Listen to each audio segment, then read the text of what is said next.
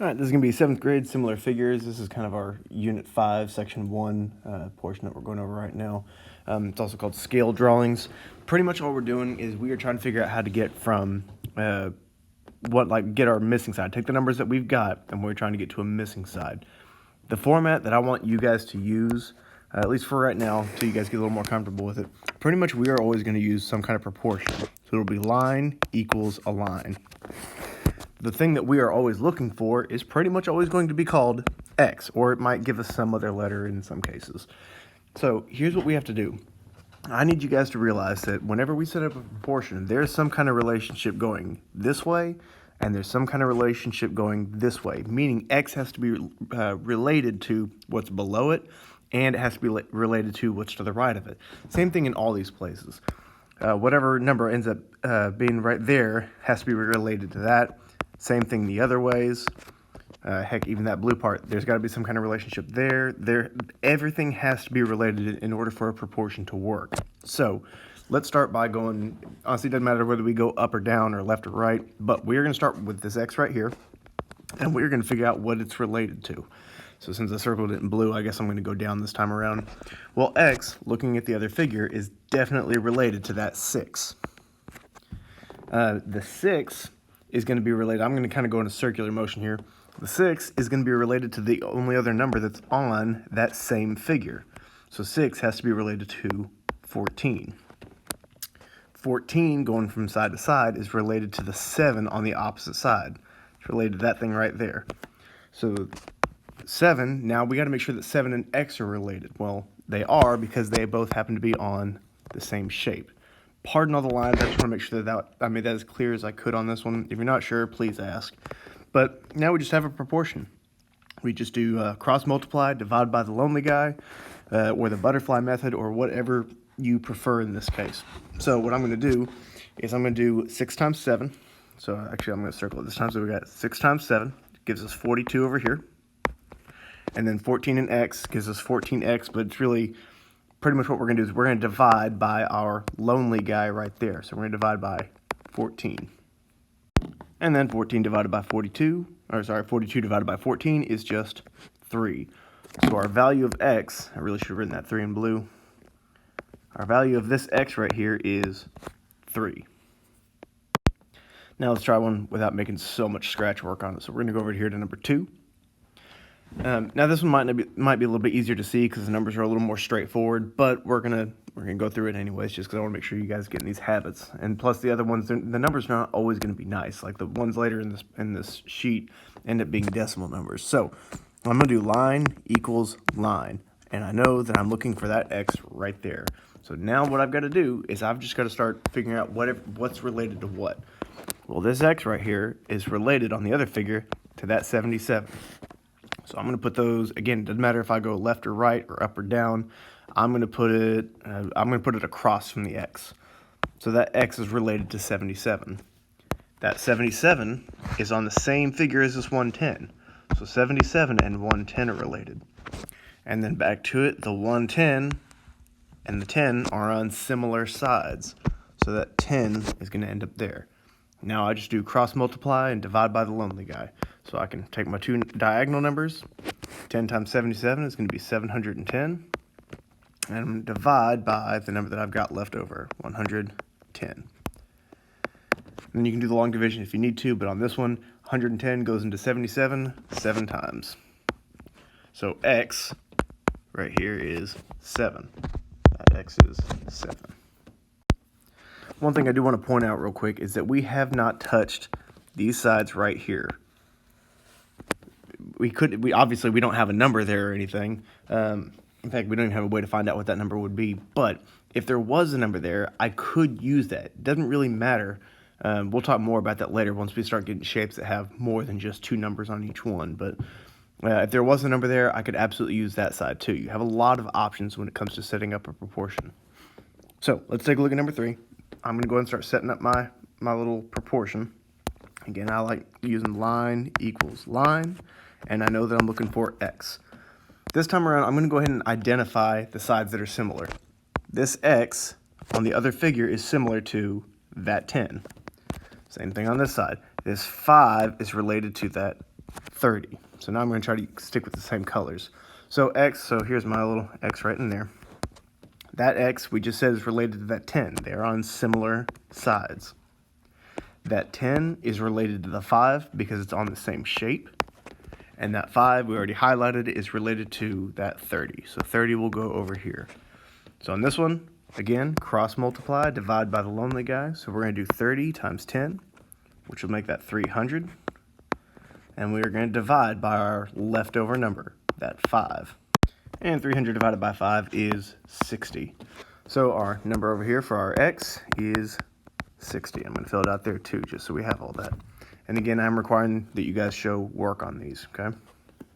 Let's hit one more like that, and I'm pretty sure you guys will be good to go on these.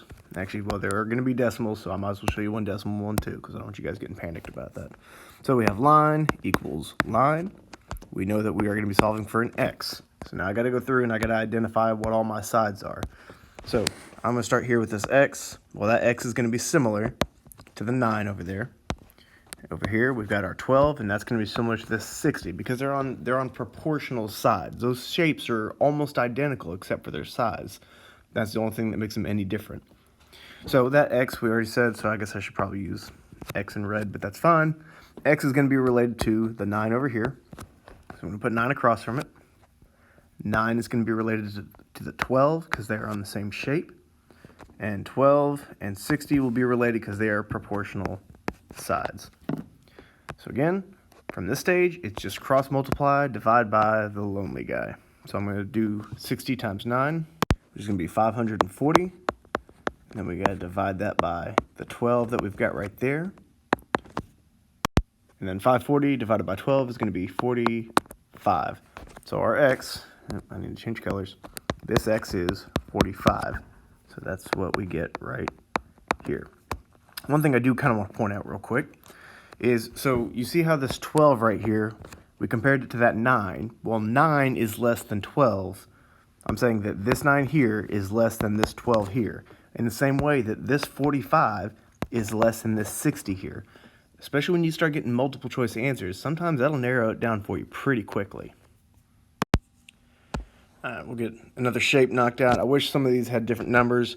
Actually, let's go ahead and talk about 5. Yes, I'm going to set it up, but obviously we're talking about squares. That's 88 and that's 88. Well, if that's 88 and that's 88, well, if this is 11, what on earth do you think that's going to be? Yes, I guarantee that it's 11. I'm going to go through the motions just so I make sure that we get in these habits. So we get line equals line. We know that we're looking for x. And here's what I'm going to point out this time around. I want to stick with, I just want to make sure you guys understand how these setups work. So this x right here is related to this 11 because they are on the same shape. So I'm going to go ahead and write my 11. Actually, I'm going to go do this one a little bit backwards because I did them on the same shape. This x is also related to this 88. So I'm going to put that 88 across from it. And then this 88 is related to that 88. So, I mean, if you notice, you got 1 on that side. But, again, it's just cross multiply, divide by the lonely guy. If you just need to get in those habits, that's totally fine. I could do 88 times 11. That would give me 968. And then I'd divide that side by the lonely guy, which is 88. And if I do 968 divided by 88, you'll never guess, but I get 11, just like I should. And again, I know that's a little redundant, especially when your numbers are that simple, but this is about just developing some habits right now. Oh man, guess what? It's almost a similar thing. We've got a 9 and a 99, and then a 121. You can probably see what that is, but again, I want you to set it up anyways. So we've got line equals line. I'm not sure why that changed to yellow. I swear I had it on black. Guess not. We know that we're solving for x. So this x, it's going to be, here's my x. It's going to be related to this same shape over here. And then my 9 is related to this 99. So again, you got two kinds of relationships going on, whether it's a proportional side on the opposite figure or if it's on the same shape. So this x is going to be related to the 121. So I'm going to put my 121 right there. That 121 is related to 99. So that's why that goes below the 121. And then that 99 is the similar side to this one over here. So again, cross multiply, divide by the lonely guy. My marker got a little thick here. So we're going to do 121 times 9. We get 1,089. And then we're going to divide by the lonely guy of that 99 right there. So when I divide that by 99, we end up getting 11. Some of you guys probably saw that already. So there's my 11, and I'm going to go ahead and mark this one here as well. Okay, the rest of these are pretty much for you guys to do on your own. Yes, they are decimals. Yes, I get that's going to be rough, but I want you guys to power through it. I'm going to skip to one that just looked a little weird. It's just a weird looking shape, but I need you guys to understand that these are all the same thing. So we're going to skip over to number 17 real quick.